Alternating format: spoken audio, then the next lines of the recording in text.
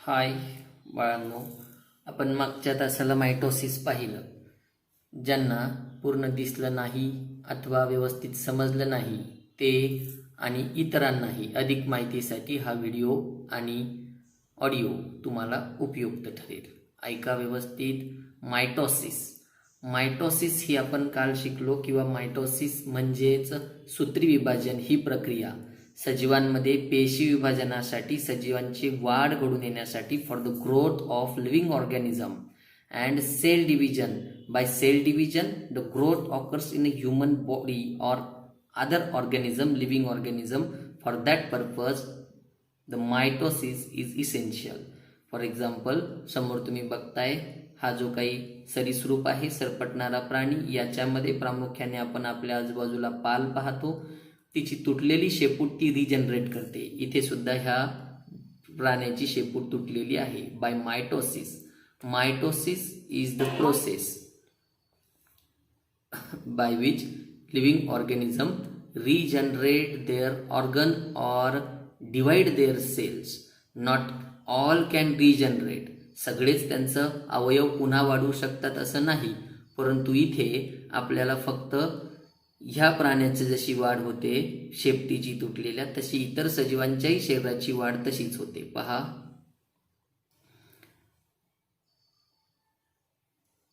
in this way living organism can regenerate and produce their organs by cell division, and that type of cell division is the mitosis. या प्रकारे सजीव त्यांच्या अवयवांची वाढ घडून आणतात आणि यालाच म्हणायचं मायटोसिस. म्हणजेच काय? सूत्री विभाजन. आपल्या ही शरीराची वाढ, इतरही सजीव स्वतःच्या आकाराने वाढतात, शरीराने वाढतात, ते सगळे वाढतात याच प्रक्रियेद्वारे. मायटोसिस म्हणजे सूत्री विभाजन. मायटोसिसमध्ये सुरुवातीला अगोदर जे काही तयारी होते, म्हणजे या डॉटर न्यूक्लियामध्ये निर्मिती होत असताना सुरुवातीला 4 फेज ज्या मायटोसिसच्या आहे, प्रोफेज, मेटाफेज, ॲनाफेज, टिलोफेज. म्हणजेच या स्टार्ट होताना इंटरफेज सगळ्यात सुरुवातीला असते, जे आपल्याला शिकायला नाही. त्यामध्ये जेनेटिक मटेरियल किंवा जे काही जनुकीय पदार्थ आहे ते तयार होतात.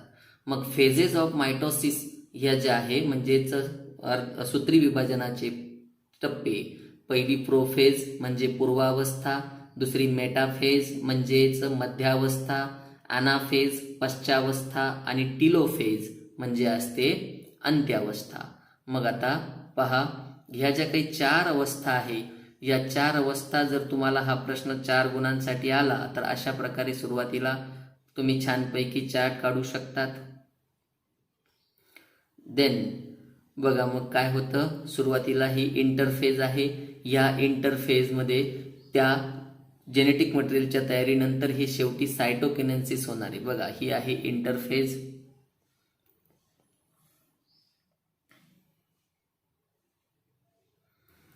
मग इथे जेनेटिक मटेरियल प्रिपेअर झाले. आता इकडे जो दिसताय ते सेंट्रोमेअर साईट, तारा केंद्र जे आहे. सेंट्रोमेअर हे गुणसूत्राच्या मध्यभागी असते आणि हे सेंट्रिओल आहे, जे दुसरे 2 तरंगताना दिसताय तुम्हाला इथे आणि इथे दिसणारे. हे आहे सेंट्रिओल आणि गुणसूत्राच्या मध्ये असतो सेंट्रोमेअर. गुणसूत्र ज्या ठिकाणी एकत्र आले तो आहे गुणसूत्र मध्यबिंदू किंवा गुणसूत्र बिंदू, आणि हे आहे तारा केंद्र. मग बघा, हे जे क्रोमॅटिनचे फायबर्स आहे, धागे आहे, इंटरफेजमध्ये हे तयार होत आहेत. जेनेटिक मटेरियल प्रिपेअर्ड होत आहे फॉर रिप्रोडक्शन. मग आता ही सुरुवातीची अवस्था जी आहे, हिच्यामध्ये आपण पाहिलं काल प्रोफेजमध्ये condensation and basic thread like chromosome जे असतात, त्या धाग्यासारखे अगोदरचे जे क्रोमोझोम होते त्यांचं असं कंडेन्सेशन होतं, घनीभवन होतं त्या गुणसूत्रांचं, आणि ते झाल्यामुळे they become short and thick. ते अशा प्रकारे छोटे होतात आणि थिक म्हणजे जाडसर होतात. आणि मग ह्या ज्या काही जोड्या आहे, या सारख्याच जोड्या, परंतु कशा? अर्धगुणसूत्र जोड्या. यांना म्हणायचं सिस्टर क्रोमॅटिड्स. मग हे सिस्टर क्रोमॅटिड्स जे आहे ते थिकन होतात, जाड होतात आणि सेंट्रिओल जो होता, आता हा जो सेंट्रिओल आहे तो डुप्लिकेट करतो, त्याची दुप्पट होते and each centriole moves to opposite pole. हे बरोबर अपोजिट पोलला जात आहेत. आता विरुद्ध ध्रुवांना ते तारा केंद्र जात आहे. पहा, सेंट्रोमेअर हा इथला सेंट्रोमेअर आहे. न्यूक्लिअर मेम्ब्रेन आणि न्यूक्लिओलस डिसॅपियर होणार मेटाफेजमध्ये.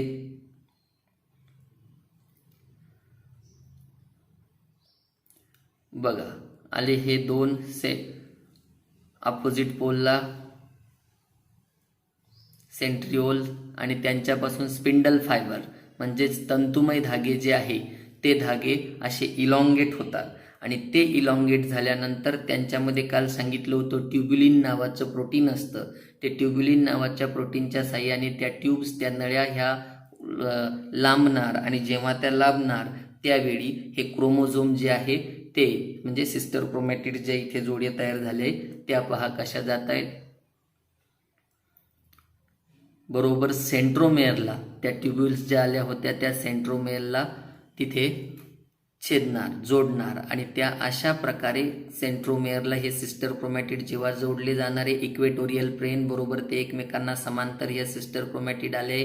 इथं जे काही प्रोटीन आहे त्या प्रोटीनच्या साह्याने ट्युब्युलिन नावाचं प्रोटीन हे इथे सेंट्रोमेअरला या स्पिंडल फायबर्सद्वारे क्रोमॅटिड प्रत्येक हा धरून ठेवतो किंवा त्याच्या साह्याने ते एकमेकांना बांधून ठेवलेले असतात. आता हे किंटोकोर त्याला म्हटलं जातं पण तो आपल्या अभ्यासात सध्या नाहीये. मग बघा हे अशा प्रकारची जी स्थिती तयार होते ही आकृती आपल्याला मेटाफेजमध्ये दाखवायची आहे किंवा मेटाफेजमध्ये काढणं अपेक्षित आहे, परंतु आपल्या पुस्तकात ती क्लिअर दिसत नाहीये. बघा मग आता पुढची ॲनाफेज. मेटाफेजमध्ये पूर्णतः न्यूक्लिअर मेम्ब्रेन जे आहे ते डिसॅपियर झालं, दिसेनासं झालं पेशी केंद्रक आवरण.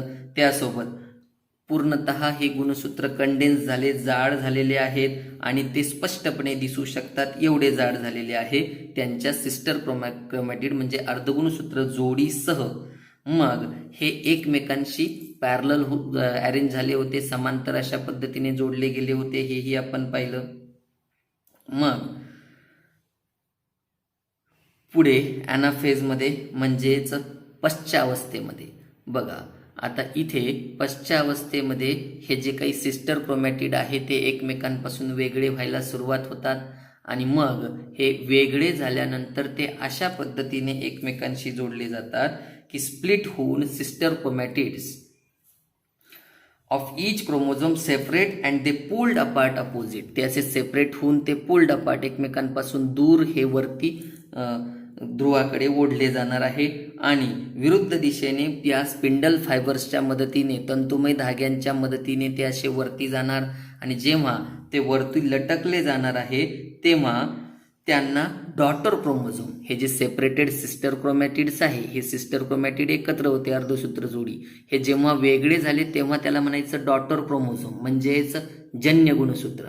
मग हे जे जन्य गुणसूत्र आहे म्हणजे यापासून नवीन पेशी जन्माला येणारे हे आहेत डॉटर क्रोमोझोम.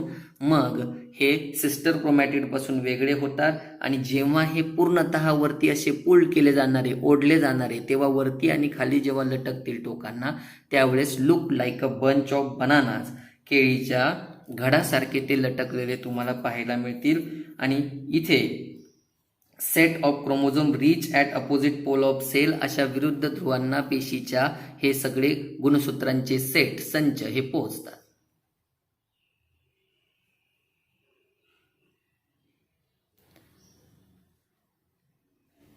हे प्रातिनिधिक असल्यामुळे तिथे बघा असे केळी जणू काही लटकले असं वाटेल, परंतु इथे बघताना ते थोडे थोडे आहेत कारण आपल्याला ते व्यवस्थित समजावं. ॲक्च्युली ती संख्येने अधिक असतील. आता अंत्य अवस्थेमध्ये काय होतं पहा. हे जे काही क्रोमोझोम अपोजिट पोलला विरुद्ध ध्रुवाला पोहोचले होते त्या प्रत्येक ध्रुवामध्ये ते क्रोमोझोम स्टार्ट टू डिकंडेन्स, पुन्हा एकदा त्यांचं डिकंडेन्सेशन म्हणजे विलगीकरण व्हायला सुरुवात होतं आणि मग ते विलगीकरण झाल्यानंतर पुन्हा ते सुरुवातीला जसे होते धाग्यासारखे थीन आणि इनविजिबल पातळ अगदी आणि अदृश्य अशा प्रकारची त्यांची रचना होईल. आणि न्यूक्लिअर मेम्ब्रेन जी अगोदर डिसॲपियर झाली होती ती पुन्हा रिॲपियर व्हायला सुरुवात होईल. पुन्हा केंद्रकाचं आवरण तिथे येण्याला सुरुवात होईल. अँड गुणसूत्रांची प्रत्येक जोडी ही त्या ध्रुवाकडे पोहोचेल आणि नवीन डॉटर न्यूक्लियाय म्हणजेच नवीन दोन केंद्र त्या पेशीमध्ये दोन दोन केंद्रक तयार होणार. म्हणजेच जन्य केंद्रक जी नवीन पेशी जन्माला घालणारे डॉटर न्यूक्लियाय, जसं डॉटर क्रोमोझोम जन्य गुणसूत्र, तसे हे नवीन तयार झालेले न्यूक्लियाय यांना म्हणायचं डॉटर न्यूक्लियाय म्हणजे जन्य केंद्रक. हे पेशीमध्ये तयार होतील. त्यासोबतच न्यूक्लिओलस अल्सो ॲपियर म्हणजेच केंद्रकी सुद्धा तिथे येणार. प्रत्येक जन्य केंद्रकामध्ये डॉटर न्यूक्लियसमध्ये न्यूक्लिओलस केंद्रकी सुद्धा तयार होणार. आणि स्पिंडल फायबर जे होते हे स्पिंडल फायबर तंतुधागे हे पूर्णतः निघून जातील, दृश्य राहणार नाही. बघा अशा प्रकारे डिकॉइलिंग त्यांची सुरू झाली. डिकंडेन्सेशन घडलं. न्यूक्लिओलाय म्हणजेच न्यूक्लिओलसमध्ये तयार झाला. आणि मग या अशा दोन पेशी तयार झाल्या आणि त्यांना न्यूक्लिअर मेम्ब्रेन पुन्हा ॲपियर झालं. हे सगळं टिलोफेजमध्ये घडलं, अंत्यावस्थेमध्ये घडलं. आणि मग हे घडल्यानंतर आता पहा पुढे सायटोकिनेसिस म्हणजे हे जे काही सगळं सायटोप्लाझ्म आहे, पेशीद्रव आहे, ते इथे एक छोटीशी खाच तयार झाली आहे. आता ही खाच आणखीन वाढणार. or that knot grows in cytokinesis and in this way two daughter nuclei दोन ज्या काही वेगळ्या पेशी आहे ते याला क्लेवेज फरो म्हटलं. इथं तो नॉच आपल्या पुस्तकात दिला आहे. त्याच्या साह्याने अशा दोन पेशी इन ॲनिमल्स प्राण्यांमध्ये तयार होतात. वनस्पतींमध्ये न्यूक्लियस केंद्रक बघा अशी ही पेशी सामान्यतः तिथे निर्माण होणार. परंतु ह्या जी काही पेशी आहे मूळची तिच्यामध्ये आता एक केंद्रक आणि केंद्रकी न्यूक्लियस आणि न्यूक्लिओलस दोन्ही तयार झालेले आहेत. मग हे दोन्ही तयार झाल्यावर असे तिचे विभाजन होते आणि दोन हे सायटोकिनेसिसने दोन वेगळ्या पेशी हिच्यापासून निर्माण होतात. आता हे प्लांट्समध्ये अशी घडते. ॲनिमल्समध्ये शेप जो आहे सेलचा तो डेफिनाईट नसतो, पण प्लांट्समध्ये साधारणतः सेल वॉल बाहेर असते म्हणून अशी हेक्झागोनल स्ट्रक्चर किंवा षटकोनाकृती अशी वनस्पती पेशी असते. त्यांच्यामध्ये असं विभाजन दिसून येतं आणि ह्या डॉटर सेल म्हणजेच नवीन दोन जन्य पेशी तयार होतात. आणि या नवीन पेशी ह्या दोन्ही कॅरिओकिनेसिस, सायटोकिनेसिस, केंद्रक विभाजन, पेशी विभाजन दोन्हीही आपण इथे पाहिले. पुढचं मेओसिस सुद्धा मी लगेच पाठवतो तुम्हाला. यामागेच मायटोसिस आपण पाहिलं. आता मेओसिस बघा. इन मेओसिस तुम्ही जेव्हा आजूबाजूला तुमच्या बघतात अशा प्रकारची फॅमिली, कुटुंब, या सगळे एकाच कुटुंबातले सदस्य असले तरी एकाच कुटुंबातली मुलं ही दिसण्यामध्ये एकमेकांपासून वेगळी का असतात? तर why the family members or siblings or brothers and sisters are different from each other, do not look alike. मग हे एकसारखे न दिसण्याचं कारण आहे मेओसिस किंवा मायोसिस. मग हे जे मेओसिस आहे ते हे सेक्स्युअल रिप्रोडक्शन आहे. हे आपण मागे पाहिलं. मेओसिस हे सेक्स्युअल रिप्रोडक्शनमध्ये वापरलं जाणारं सजीवांमधील सेल डिव्हिजन आहे, पेशी विभाजन आहे. त्याला अर्धसूत्री विभाजन असं म्हटलं जातं. बघा मग meiosis generally 2 rounds of cell division are essential. इथे पेशी विभाजनाचे 2 राऊंड घडतात. आपण तिकडे पाहिलं एकाच राऊंडमध्ये कंप्लीट होतं आणि 2 डॉटर न्यूक्लियाय तयार होतात मायटोसिसमध्ये. म्हणजेच सूत्री विभाजनामध्ये 2 डिप्लॉइड म्हणजेच द्विगुणी अशा पेशी तयार होतात. तसं इथे काय होणार आहे पहा. तर 2 राऊंड होतात मेओसिसमध्ये. Meiosis 1, meiosis 2. मग नेमकं मेओसिस 1, मेओसिस 2 अर्धगुणसूत्री विभाजन 1 आणि 2 यामध्ये काय होतं पहा. मायटोसिस आणि मेओसिसमध्ये हा महत्त्वाचा फरक आहे. डिप्लॉइड डॉटर सेल तयार होतात मायटोसिसमध्ये आणि मेओसिसमध्ये 4 हॅप्लॉइड डॉटर सेल तयार होतात. मग डिप्लॉइड डॉटर सेल ज्या आहे त्या डॉटर डिप्लॉइड म्हणजे द्विगुणी आणि इथे 4 हॅप्लॉइड तयार होणारे, 4 एकगुणी पेशी तयार होणारे. मग त्या 4 एकगुणी पेशी म्हणजे जसं की स्पर्म सेल, म्हणजे पुरुषांकडनं येणारं युग्मक, त्याला पुयुग्मक आपण म्हणू शकतो. आणि जर्म सेल म्हणजेच फिमेलकडनं येणारी जी काही पेशी आहे तिला जर्म सेल असं म्हटलं जाईल. मग आता ह्या कशा येतात बघूया. 4 हॅप्लॉइड कसे तयार होतात पहा. मेल अँड फिमेल या दोघांकडनं इथे पहिले इंटरफेज जी घडेल तेव्हा 2 copies of each chromosome called sister chromatid, या दोघांकडनं एक कॉपीज येणार आहे. बघा इथे मेओसिसमध्ये स्पर्म आणि खाली जी आहे ती एक सेल आहे आणि त्या दोघी एकत्र येत असतात, तेव्हा न्यू एक सेल फॉर्म होणार आहे. मग आता हे जे मेओसिस घडतं हे स्पेशल सेल एका विशिष्ट प्रकारच्या पेशींमध्ये, जर्म सेल आपण पाहिलं की मायटोसिस कुठे कुठे घडतं, somatic cell and stem cell, कायिक पेशी आणि मूळ पेशीमध्ये, तसं हे जर्म सेलमध्ये जनक पेशींमध्ये घडतं. ज्या जनक पेशी जर्म सेल आणि ते स्पेशल गोनॅड्स त्यासाठी असतात, त्या गोनॅड्समध्ये हे घडून येत असतं. पहा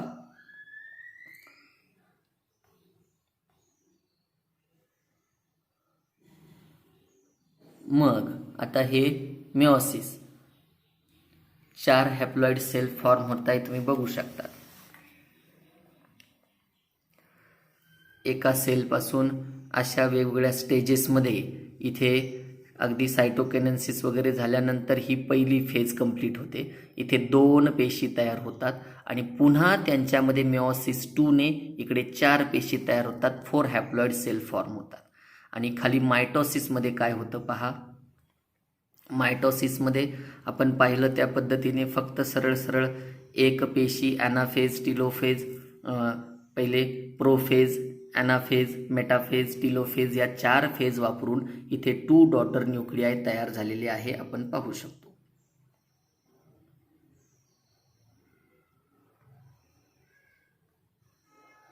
फक्त हे डिप्लॉइड आहे आणि ते हॅप्लॉइड आहे.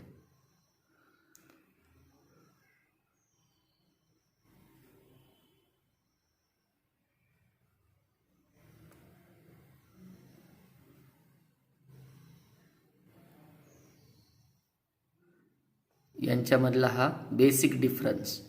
इकडे 4 हॅप्लॉइड मेओसिसमध्ये आणि इकडे 2 डिप्लॉइड सेल. इथे 4 एकगुणी पेशी तयार होणार, इथे 2 द्विगुणी पेशी तयार होणार आफ्टर मायटोसिस. मग बघा आता हे आपल्याकडे शिकण्यासाठी नाही, पण हे जे काही सायकल आहे mitosis meiosis begin after a cell has successfully completed G1 and S. मग आता ह्या आपल्याला फेज आत्ता शिकण्यासाठी नाही आहे. बघा G1, S, G2 आणि मग पुढे मेओसिस स्टार्ट होतं. मेओसिस, सायटोकिनेसिस, परत मेओसिस 2, परत सायटोकिनेसिस, या 2 फेज. इथपर्यंत पहिली ही दुसरी फेज म्हणजे अर्धसूत्री विभाजन घडून येणारे. मग सायटोकिनेसिस म्हणजे जीवद्रव्याचं विभाजन होईल आणि पुन्हा मग त्या तयार झालेल्या 2 हॅप्लॉइड सेलमध्ये मेओसिस 2 घडेल आणि हे मेओसिस 2 घडल्यानंतर त्या 2च्या 4 तयार होतील सायटोकिनेसिस नंतर. बघूया. बघा इंटरफेजमध्ये सुरुवातीला मी जे मगाशी सांगत होतो इथं DNA रेप्लिकेशन होतं. DNA जो थिन थ्रेड लाईक असतो त्याचं रेप्लिकेशन होतं आणि हे जे धाग्यासारखे आहे सारखे जवळ येणार क्रोमोझोम आणि मग ते अर्धसूत्री गुणसूत्र जेव्हा जोडीने एकत्र येतात तेव्हा तयार होतात सिस्टर क्रोमॅटिड. आणि हा आहे सेंट्रिओल तारा केंद्र. बघा सिस्टर क्रोमॅटिड सारखे इथे 2 जोडीने एकत्र आले, थिनच आहे ते अजून. आता त्यांचं थिकन किंवा जाड होणं पूर्व अवस्थेत प्रोफेजमध्ये सुरू होईल. हा सेंट्रिओल डुप्लिकेट होईल, त्याची डबल कॉपी तयार होईल.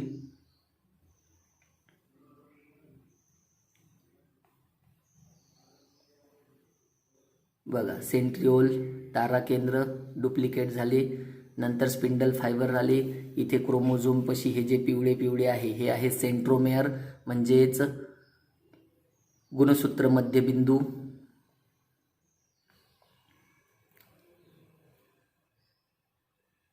आता त्याचं कंडेन्सेशन इथे बारीक होते ते जाड झाले. सिस्टर क्रोमॅटिड सगळे सारखे दिसत आहे ते इथे हा आहे मधला सेंट्रोमेअर. आणि आता स्पिंडल फायबर हे जे आहे ट्युब्युलिन नावाच्या प्रोटीनने ह्या ट्युब्युल्स बाहेर येणारे आणि ते सेंट्रोमेअर बरोबर जोडले जाणारे. ही आहे प्रोफेज 1.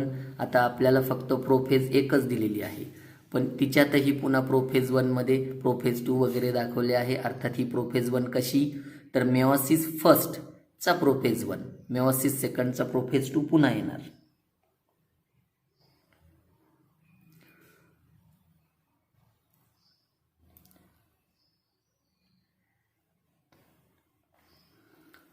बघा, मग आता इथे हे अशा जोड्या जोड्या तयार झाल्या.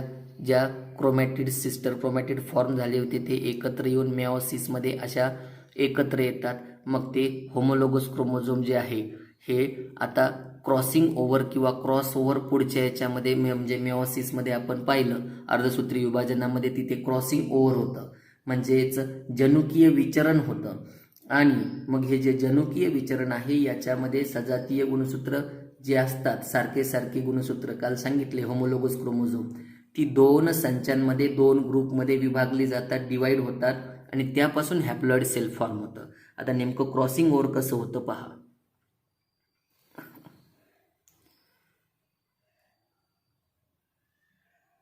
बघा इथे लक्ष द्या, इकडचा तिकडे गेलाय, तिकडचा इकडे आलाय. मग आता ह्यांच्यामध्ये हे जे काही क्रॉसिंग ओव्हर झालं म्हणजेच गुणसूत्रांमधून एकत्र आले, त्यामुळे मग आता ते वेगळे गुणसूत्र तयार झाले आणि यामुळेच प्रत्येक सजीवामध्ये डायव्हर्सिटी म्हणजेच विविधता, एकाच घरातील जरी समजा 4 मुलं असले 2 मुलं असले तरी त्यांच्यामध्ये फरक यामुळे तयार होतो. अजूनही काही कारण आहे, पण हे एक कारण आहे.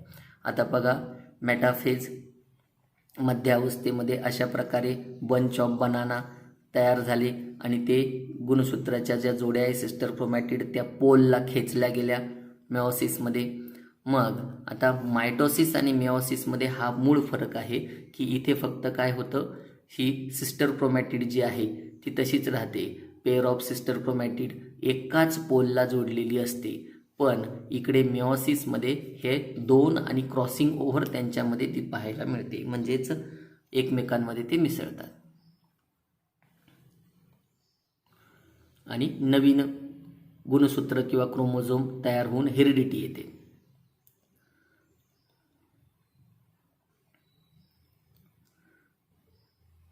बघा मग आता पुढे मेटाफेजमध्ये हे असे जेव्हा येतात, हे ॲनाफेज सुरू आहे, सॉरी ॲनाफेज नाही, ही मेटाफेज सुरू आहे. परंतु हे कशामध्ये बघतोय आपण, मेओसिसमध्ये. मेओसिसमध्ये अशा पद्धतीने ते जेव्हा मध्यभागी येणारे तेव्हा या मेटाफेजमध्ये सेंट्रल इक्वेटोरियल प्लेनला ते बरोबर वाटले जातात जसे मायटोसिसमध्ये होत होते. बघा आता हे एकमेकांना समांतरमध्ये अशा इक्वेटोरियल प्लेन आला, तो प्लेन येऊन ते एकमेकांमधून असे वेगळे वेगळे जोडले गेले. अपोजिट पोलला हे या सेंट्रिओल म्हणजे तारा केंद्राकडे खेचले जाऊन तिथे त्यांचा बंच ऑफ बनानाही तयार झाला.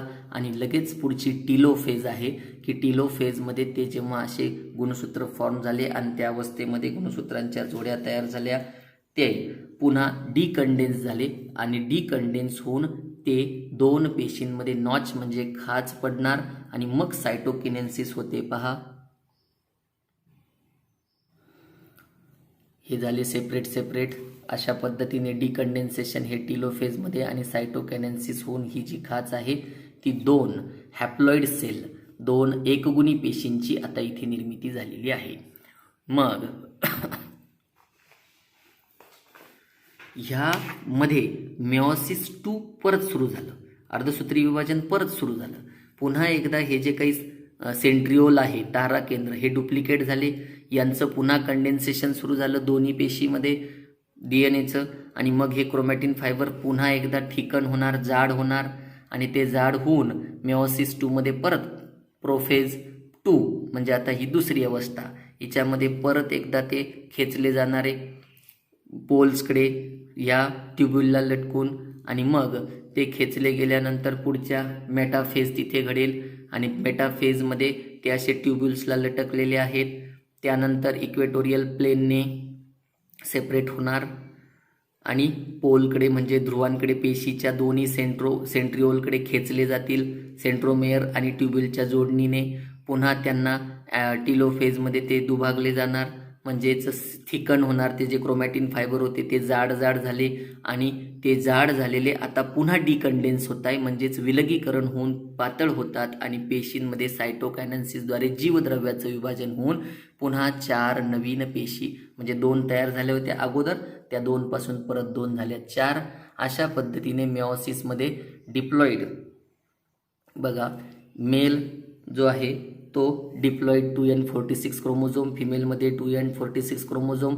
आता इतर प्राण्यांमध्ये क्रोमोझोम नंबर्सची वेगळी संख्या असू शकते, ह्युमनमध्ये एवढी असते. मग मेलकडनं 23 आणि फिमेलकडनं 23.